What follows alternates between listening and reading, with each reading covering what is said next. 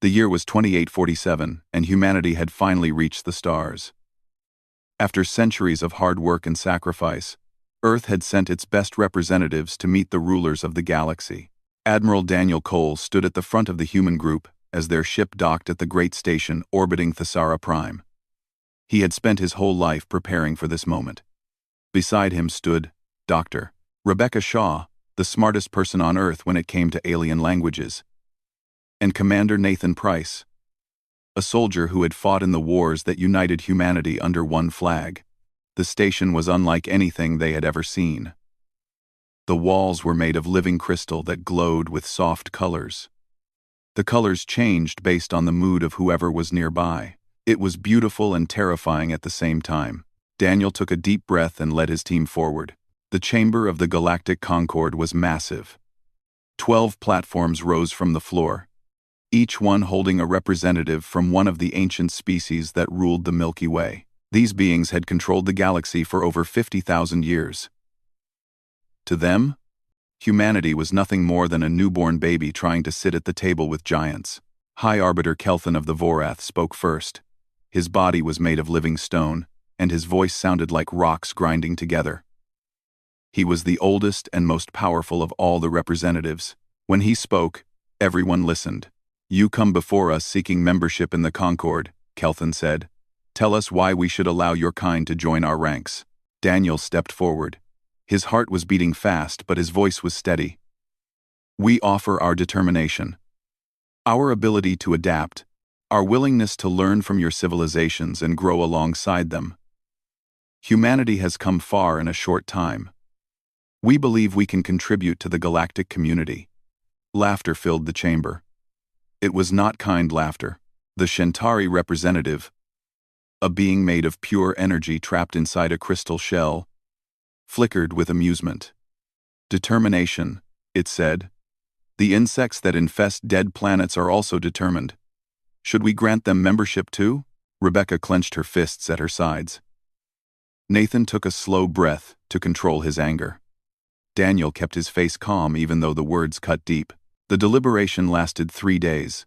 The human representatives waited in their quarters on the station, hoping and praying that the ancient species would see their worth.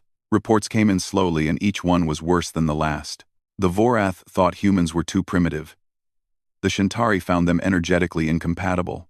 The Mordath, giant insect-like beings who communicated through smells, declared humans offensive to their senses. On the 4th day, they were called back to the chamber. Daniel knew from the cold expressions on the alien faces that the news would not be good. High Arbiter Kelthan delivered the verdict without emotion. "The Galactic Concord has reached its decision. Humanity is denied membership. Furthermore, your species is confined to the Sol system and a radius of 50 light-years from your home star. Any vessel found beyond this boundary will be destroyed without warning. Any attempt to build colonies outside your zone will be met with total destruction." Daniel felt like he had been punched in the chest. "This is unjust. We have done nothing wrong. We have committed no crimes against any species. Your existence is the crime," Kelthan replied. "You breed too fast. You consume too much. You adapt too quickly. We have seen species like yours before. If left alone, you would spread across the galaxy like a disease. The Concord will not allow another such plague to rise." The Mordath representative released a cloud of smells that Rebecca's translator turned into words. "Be grateful we do not kill you all now while it would still be easy." As the human group was led out of the chamber, Nathan leaned close to Daniel. "What do we do now, sir?"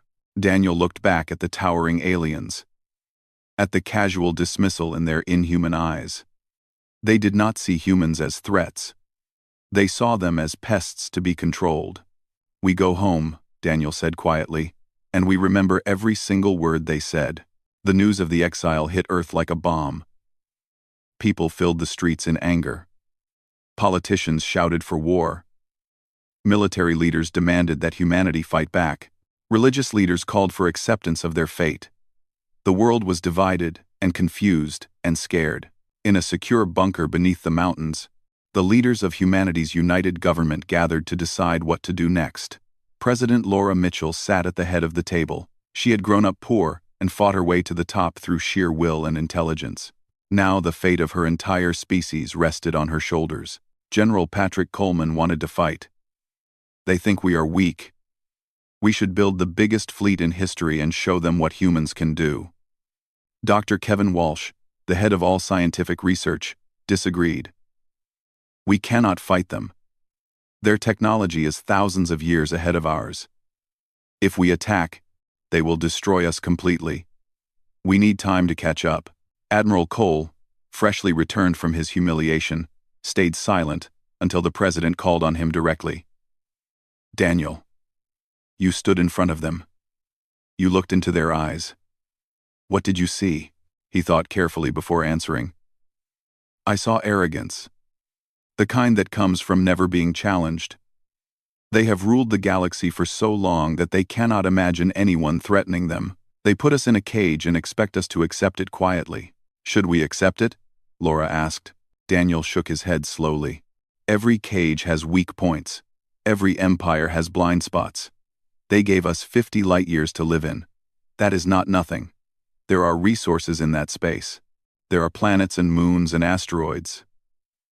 Let us use every single inch of what they gave us. Let us build something in our exile that they could never dream of. President Mitchell looked around the table at her advisors. Some looked doubtful. Others looked hopeful.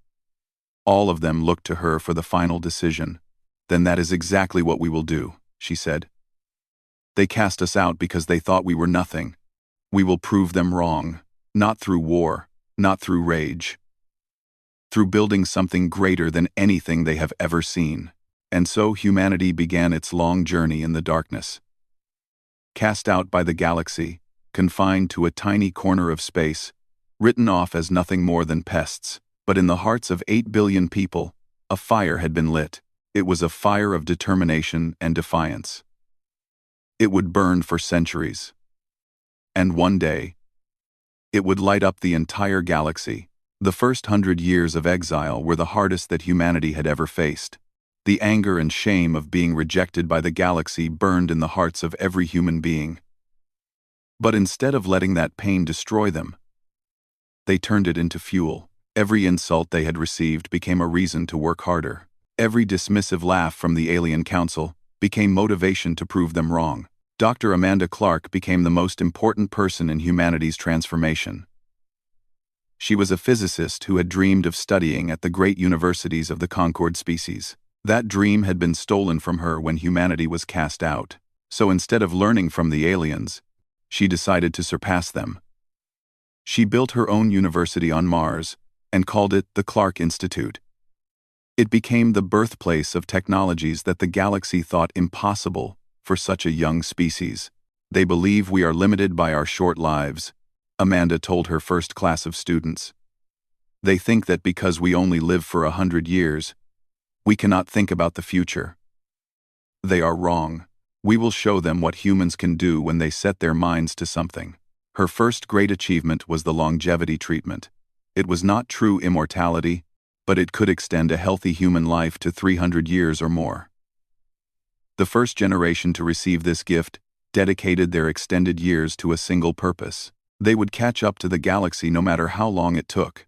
Admiral Daniel Cole, now over 200 years old but still sharp and determined, took charge of transforming humanity's military forces. He recruited a young tactical genius named Ryan Carter from the asteroid belt colonies. Ryan had grown up in the harsh environment of space and understood things that people from Earth could never fully grasp. Together, they redesigned how humans would fight. We will never match them ship for ship, Ryan explained to the military leaders. Their vessels are bigger and stronger and more advanced, so we must fight in ways they do not expect. Smaller ships that can move faster, weapons they have never seen because they never bothered to develop them, tactics that make no sense to their ancient minds. Humanity had always been good at one thing above all else. They were good at making weapons. Now, free from any restrictions and driven by the need to survive, human engineers pushed the limits of what was possible. Dr. Samantha Ellis invented the collapse field generator. It could create pockets of intense gravity strong enough to crush enemy ships like empty cans. Lieutenant Commander Gary Palmer developed swarm tactics using thousands of tiny fighters controlled by a single human mind. Professor Henry Morton created shields that did not just block enemy fire but sent it right back at the attacker. Every new invention was born from necessity. Every breakthrough was powered by the memory of being told they were worthless. By the year 3150, the tiny corner of space that humanity had been confined to had changed completely. Where once there had been only Earth with a few small outposts scattered around, there now existed a civilization that used every piece of rock and ice and gas within their borders. Mars had been transformed into a green and living world with oceans and forests and cities. Venus had been cooled down and settled by millions of people. The moons of Jupiter and Saturn held populations in the hundreds of millions. The asteroid belt had been reorganized into a massive industrial complex. Factories there produced ships and weapons and technologies at a speed the Concorde could never have imagined. And at the very edge of their permitted space, humanity built something they called the Line. The Line was not a single structure. It was a network of thousands of fortress stations, weapons platforms, and sensor arrays. It stretched along the entire boundary of human space, like a wall of steel and fire. It was humanity's message to the galaxy. It said that they would never be caught off guard. It said that anyone who tried to attack them would pay a terrible price. Admiral Ryan Carter, now centuries old himself and serving as the supreme commander of all human defense forces, stood on the bridge of his flagship. The ship was called Resilience, and it was the most powerful vessel humanity had ever built. He looked out at the stars beyond the line and thought about how far they had come. His second-in-command, Captain Nicole Warren, walked up beside him. She was young compared to him, only about 150 years old, but she was one of the best officers in the fleet. "The Concorde has sent another inspection fleet," she reported. 12 ships. They will arrive at Checkpoint 7 in 6 hours. Ryan nodded slowly. The Concorde sent such fleets every few decades. It was their way of reminding humanity of their place. The inspectors would scan human defenses and take notes, and then go home feeling confident in their superiority. "Let them look," Ryan said calmly. "They will see exactly what we want them to see." This was perhaps humanity's greatest trick. They had learned the value of appearing weak while growing strong. The defensive stations that the Concorde sensors could detect were impressive but not impossibly so. The technology on display was advanced but within the range of what the aliens expected from humans. What the sensors could not see was a different story. Hidden facilities had been built beneath airless moons. Shipyards were concealed in the permanent shadows of objects at the very edge of the solar system. Weapons laboratories existed in dimensions that the Concorde did not even know about. Dr. Amanda Clark had made another discovery during her research. She found that the universe had more dimensions than anyone in the galaxy had ever explored. The ancient species of the Concorde had mastered normal physics over thousands of years, but they had grown lazy. They had stopped looking for new things. They thought they already knew everything there was to know. Humanity had kept looking, and humanity had found secrets that changed everything. In hidden spaces that existed alongside normal reality, human scientists built technologies that broke every rule the Concorde thought was absolute. They learned to travel through these other dimensions, appearing and disappearing in ways that seemed like magic. They learned to store entire fleets in pocket universes, ready to emerge at a moment's notice. They learned things that would have made the ancient species scream in terror if they had known. But the Concorde did not know. They looked at humanity and saw a confined species, trapped in their little cage, making slow progress toward a future that would never threaten anyone. They saw exactly what humanity wanted them to see. In the Clark Institute on Mars, Dr. Amanda Clark celebrated her 500th birthday. She looked out the window at the red deserts and the new cities and the ships flying overhead. She thought about the young woman she had been when the Concorde rejected humanity. She thought about all the years she had spent working toward this moment. "We are almost ready," she said to herself. "Almost ready to show them what we have become." And somewhere out in the darkness between dimensions, the hidden fleets of humanity waited for the signal that would change the galaxy forever. The year was 3347, when the Galactic Concorde finally realized that something was very wrong. It started with whispers among the trading species that operated in the empty spaces between civilizations. Ships were vanishing near the borders of human space. They were not being destroyed. They were simply gone. No wreckage, no distress calls, nothing. The Mordith were the first to investigate. They sent a fleet of 17 warships to search for answers. The ships crossed into the region near human space and were never seen again. Not a single message came back. It was as if the fleet had sailed off the edge of the universe. High Arbiter Kelthan, still alive after all these centuries because his species lived for thousands of years, called an emergency meeting of the Concord, the great chamber on Thesara Prime, filled with the representatives of the 12 ruling species. The mood was tense and angry. The humans have developed forbidden weapons, the Shantari representative accused. They have broken the terms of their confinement. They must be punished. We have no proof of that, said the Velthan delegate. The Velthan were one of the few species that had argued against punishing humanity 500 years ago.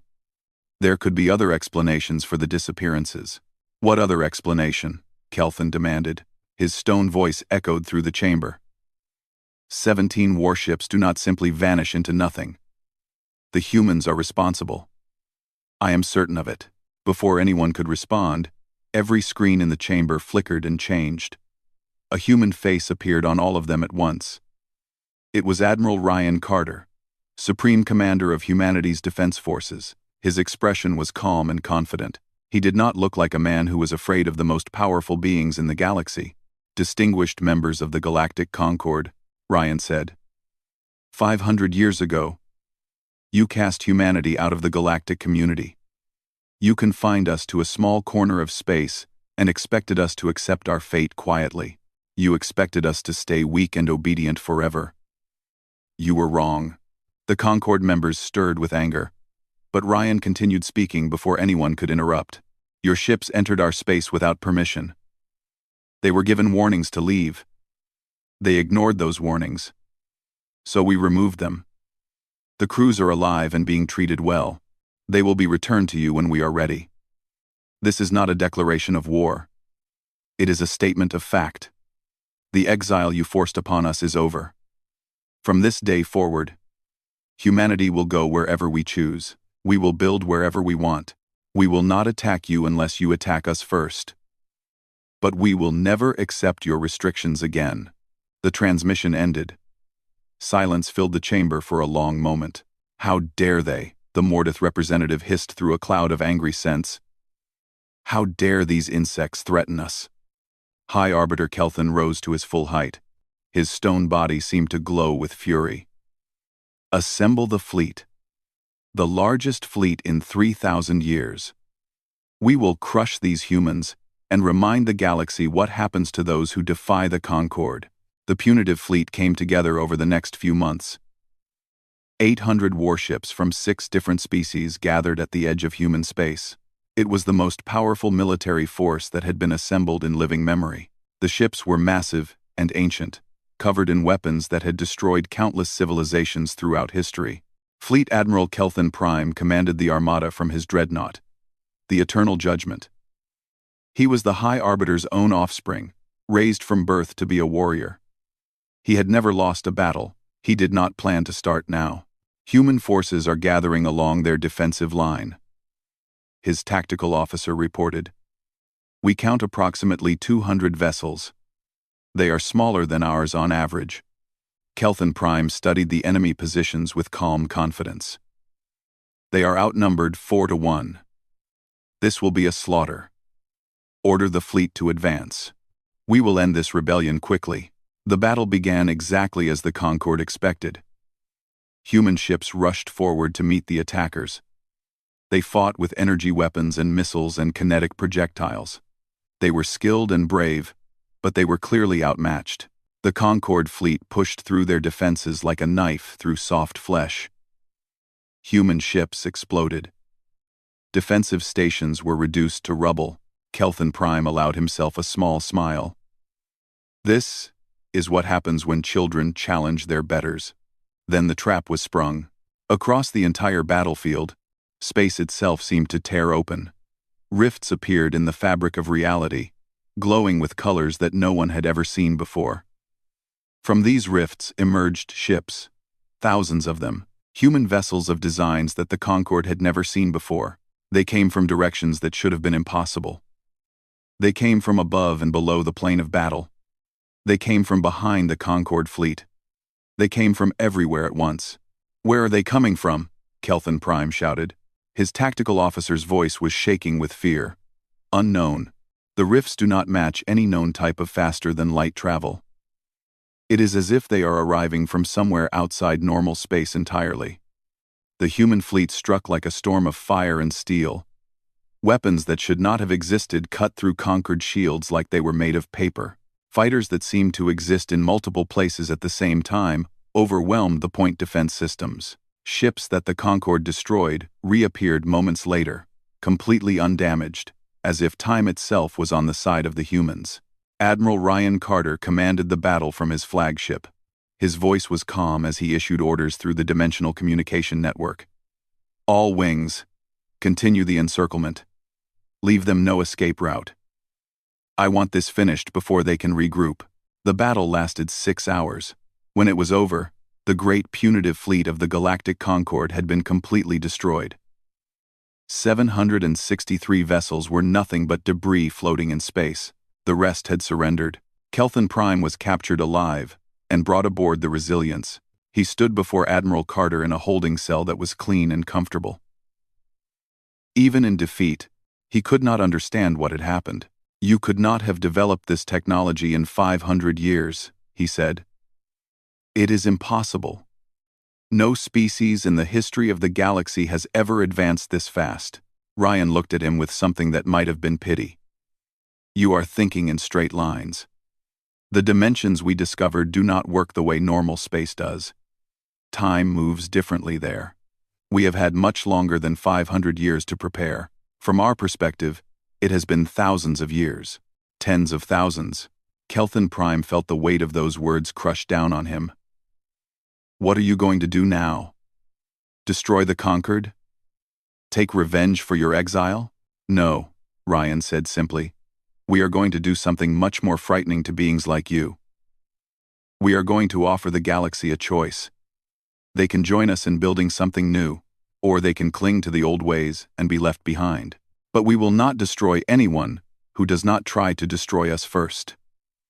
We remember what it feels like to be treated as worthless. We will not do that to others." He turned to leave, then paused at the door. "You cast us out because you thought we were nothing. You were wrong. And now the entire galaxy is going to learn just how wrong you were." News of the battle spread across the stars like wildfire. The impossible had happened. The ancient Concorde had been defeated by the species they had dismissed as insects. Everything was about to change. The destruction of the Concorde fleet sent shockwaves through every corner of the galaxy. For the first time in recorded history, a young species had defeated the combined might of the ancient rulers in open battle. The news spread from star to star, from planet to planet, until every being in the Milky Way knew what had happened. The Galactic Concorde fell apart almost immediately. Emergency meetings were held, but all they produced was blame and accusations. The Shentari withdrew their support from the Alliance, calculating that their energy bodies made them poor targets for human weapons. The Mordath sealed their borders and began fortifying every planet they controlled. The other species scattered like leaves in a storm, each one trying to figure out how to survive in this new and terrifying galaxy. And while they argued and panicked, humanity moved forward. Admiral Ryan Carter led the expansion personally, though by now he had delegated most of the daily work to younger commanders. Admiral Nicole Warren, who had served as his second-in-command for over a century, took charge of the first expeditionary fleet. Her orders were simple. Go out into the galaxy and claim humanity's place among the stars. Set course for the Thesara system, Nicole ordered from the bridge of her flagship. It is time we return to the place where this all began. Her fleet emerged from dimensional travel directly above Thesara Prime, the same world where humanity had been condemned to exile 5 centuries before. The local defense force, a small group of Concorde peacekeeping ships, immediately demanded that the humans leave. Nicole responded with 6 words. "We are not asking for permission. There was no battle." The peacekeeping force had seen the reports from the Great Defeat. They knew what human weapons could do. They chose wisdom over courage and retreated to the edge of the system to watch from a safe distance. Nicole led the landing party down to the surface herself. She walked through the same crystal corridors that Admiral Daniel Cole had walked centuries ago. The colors in the walls shifted nervously, sensing the change in power that had come to this place. The chamber where humanity had been judged was empty. The great seats of the 12 Concord representatives stood abandoned. Nicole stood in the exact spot where Daniel had stood when he was told that humans were nothing but insects to be confined. "Record this for the official history," she told her aide, a young officer named Christopher Lane. "This location is claimed by the human collective. It will serve as our embassy to the galaxy. Any species that wishes to speak with us may do so here." Christopher looked around the empty chamber. "Do you think they will come?" Nicole smiled. "Not at first. Their pride will not allow it. But eventually they will have no choice. We have something they need. We have the future." The expansion continued for the next 200 years. Humanity did not conquer in the traditional sense. They did not need to. Their dimensional technology gave them access to resources that the Concord species could not reach. Their weapons made direct attacks against them suicide. Their population, freed from the limits of confined space, grew larger with every passing decade. Instead of conquest, humanity offered choices. Dr. Amanda Clark, still alive and brilliant after 7 centuries of life, created something called the Exchange Protocol. Any species that wanted to trade with humanity could do so through neutral stations positioned throughout the galaxy. Technology, resources, knowledge, culture. Everything was available for fair exchange. No tricks, no traps, just honest dealing between equals. Many of the younger species jumped at the chance. These were civilizations that had been pushed around by the Concord for thousands of years. They had been told what to do, and where to go, and how to think. Now, for the first time, someone was offering them real partnership. The Velthan were among the first to establish formal relations with humanity. Their ambassador, a being called Velthan Tertius, met with Amanda Clark on one of the new exchange stations. "I do not understand," Tertius said. "You have the power to dominate everyone. You could take whatever you want by force. Why do you not do this?" Amanda thought about the question for a moment. She had asked herself the same thing many times over the centuries. "Because we remember what it felt like to be cast out," she finally said. "We remember being told we were worthless. We remember being treated like nothing. We will not do to others what was done to us." "That seems very noble for a species that just destroyed the galactic order." Amanda laughed softly. "Do not mistake kindness for weakness. We destroyed the Concord fleet because they tried to destroy us. We will do the same to anyone who makes that mistake, but we would rather build than destroy. There is more satisfaction in creating something good than in tearing something down." But not everyone accepted humanity's rise peacefully. The Vorath, in particular, could not accept what had happened. High Arbiter Kelthan had ruled the galaxy for thousands of years. He could not believe that a species he had dismissed as insects had risen to challenge everything he had built. In secret, Kelthan gathered the remaining loyalists of the old Concord. He told them about a weapon that had been sealed away for 20,000 years. A weapon so terrible that it had been forbidden even to speak of it. The Void Singers. These were not ships. They were entities. Artificial minds designed to exist partially outside of normal reality. They had the power to destabilize the dimensional barriers that humanity had learned to use. Releasing them might damage the fabric of space itself, but Kelthan no longer cared about consequences. "If we cannot have the galaxy," he declared to his followers, "then neither shall the humans." The Void Singers were released at 17 points across the galaxy simultaneously. They targeted the dimensional pathways that humanity relied upon for travel and communication. For a terrible moment, it seemed like the plan might work. Human ships were thrown out of transit. Communications went dark. The network that connected human civilization began to tear apart. Then something unexpected happened. From the deepest parts of dimensional space, something responded. Humanity had not simply explored those other dimensions.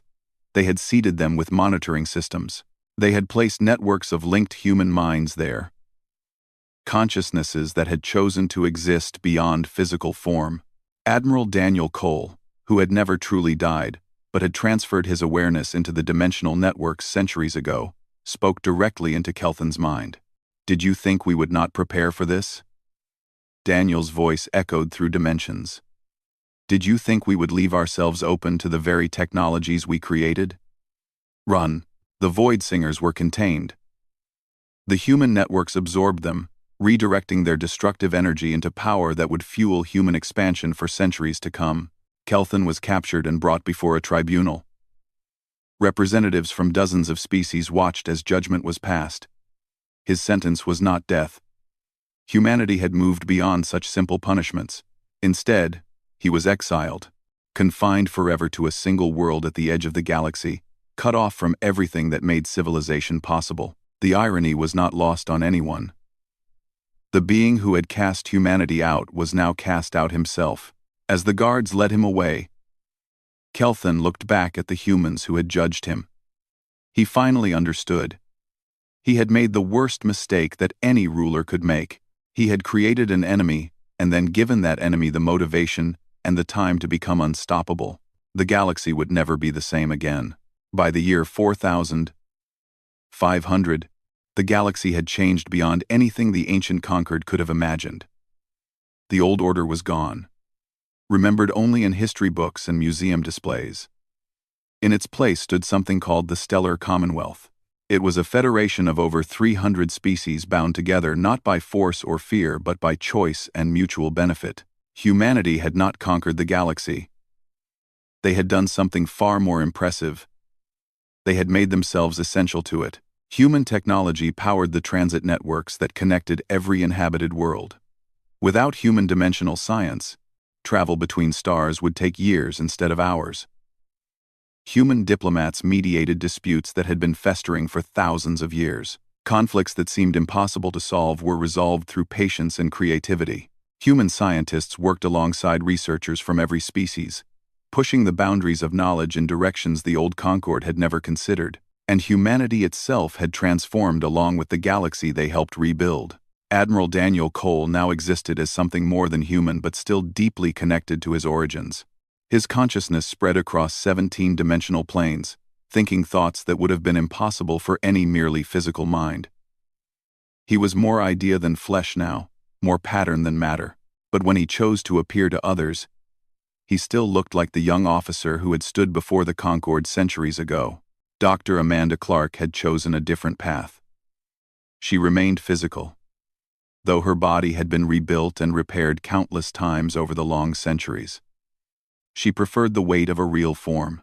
She liked being able to touch things and taste food and feel the wind on her face. Some experiences, she believed, were only meaningful when you had a body to feel them with. The two old friends met one last time in the Crystal Chamber on Thesara Prime. The building had been restored and turned into a museum commemorating the founding of the Commonwealth. Visitors from hundreds of worlds came every day to stand where the great transformation of the galaxy had begun. Daniel appeared as a shape of gentle light, his form flickering slightly as he moved between dimensions. Amanda walked with a cane now, though she did not really need one. She just liked the feeling of it. 1700 years since we stood before the Concord, Daniel said. His voice came from everywhere and nowhere at once. Do you remember what I said when they cast us out?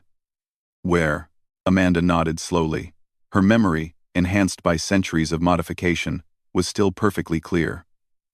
You said we would go home and remember. And we did remember. Every insult, every dismissal, every moment of being told we were worthless. We remembered, Daniel agreed. We built. And now here we are, standing in the place where they tried to break us. Amanda looked around the chamber. The crystal walls still shifted colors, but now they reflected the presence of thousands of species instead of just 12. The seats where the ancient rulers had sat were preserved behind glass, monuments to an era that would never return. Was it worth it? She asked. All the centuries of work? All the conflict and struggle? Daniel considered the question carefully. Through his expanded senses, he could feel the pulse of civilization across 100,000 worlds. He could sense human ships traveling through dimensional pathways. He could hear human teachers in universities on planets that the Concorde had never even visited. He could feel the joy of human children playing under alien suns. I believe so, he said finally. Though perhaps not for the reasons I originally thought. What do you mean? When they cast us out, all I wanted was revenge. I wanted to prove them wrong. I wanted to show them that we were not the primitive species they believed us to be. I spent centuries building weapons and defenses, planning for the day when we would strike back and make them pay for every cruel word. He paused, gathering thoughts that stretched across multiple dimensions. But somewhere along the way, the purpose changed. We stopped building to defeat them. We started building to become something better. Not better than them. Better than what we ourselves had been. Better than what anyone expected us to be. The revenge stopped mattering. The building started mattering more. Amanda smiled, and it was the same warm expression she had worn as a young scientist 700 years ago. Perhaps that is the real victory. Not that we defeated them, but that we grew beyond the need for revenge. Perhaps, Daniel agreed. In the archives of the Stellar Commonwealth, preserved for all future generations, there was a document titled The Promise of the Exiled. It had been written by Daniel Cole in the days immediately after humanity was cast out. It had been a private journal entry, never meant for anyone else to read. But centuries later, it was discovered and recognized for what it truly was. A prophecy of everything that humanity would become. The document read as follows. They have told us we are nothing. They have locked us in a cage and expected us to die there. They are wrong. Not because we are special, or chosen, or destined for greatness, but because we have something they lost long ago. We have hunger. We have the desperate need to grow and change and become more than we are. They have ruled the stars for so long that they have forgotten what it means to strive. They have achieved so much that they have forgotten how to dream of achieving more. We have nothing but our hunger, our determination, our absolute refusal to accept the limits that others place on us. They believe this makes us weak. They are wrong. It makes us dangerous, and one day, when we have built something beyond anything they could imagine, they will finally understand. We were never the species they should have feared. We were the species they should have welcomed. Their mistake will become the foundation of our triumph. These words were taught in schools across the Commonwealth, not as a celebration of victory over the old Concorde, but as a reminder of what humanity had overcome to reach the stars. Every child learned them. Every species that joined the Commonwealth understood them. They were not just words about humanity. They were words about the power of being underestimated. Today, human vessels travel paths between dimensions that the ancient species could not comprehend. Human teachers guide young minds from 100 different worlds. Human engineers build structures that span entire star systems. Human diplomats maintain peace across distances that would have seemed impossible to the founders of the old Concorde. And somewhere in the dimensional networks that connect all of human civilization, Admiral Daniel Cole still watches over everything. Patient, vigilant, proud of what his species has become, they cast us out, expecting us to wither away. Instead, we flourished. They condemned us, expecting us to burn with rage. Instead, we built. They feared us, expecting us to destroy. Instead, we created. We are humanity. We were forged in exile. We were tempered by rejection. We were shaped by centuries of struggle against those who wished us gone. We do not forget the lessons of our past, but we no longer live there. The galaxy is our home now, not because we conquered it with weapons, because we earned it through wisdom and patience, and the refusal to become what our enemies expected, and we are only getting started.